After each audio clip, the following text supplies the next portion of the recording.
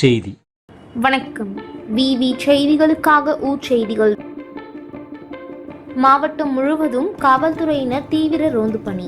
ஆயுதங்களுடன் காரில் வந்த 6 பேர் கைது. ராணிப்பேட்டை மாவட்டம் காவல் கண்காணிப்பாளர் விவேகானந்த சுக்லா மாவட்டம் முழுவதும் தீவிர ரோந்து பணியை தீவிரப்படுத்த உத்தரவிட்டார்.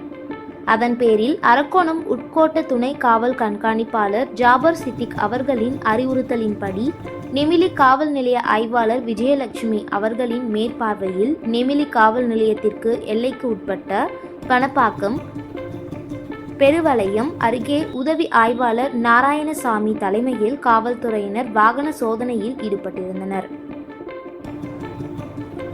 அப்போது சந்தேகத்திற்கிடமாக வந்த கார் மற்றும் இருசக்கர வாகனங்களில் பயணம் செய்த நபர்களை மடக்கி சோதனை செய்ததில் 2 கத்திகளுடன் குற்ற செயல்களில் ஈடுபட திட்டமிட்டிருந்த 6 பேருடன் ஒரு சிறுவனையும் கைது செய்து ஒரு கார் மற்றும் ஒரு இருசக்கர வாகனம் உள்ளிட்டவற்றை கைப்பற்றி பறிமுதல் செய்து காவல் நிலையம் கொண்டு வந்து வழக்கு பதிவு செய்து விசாரணை நடத்தி வருகின்றனர்.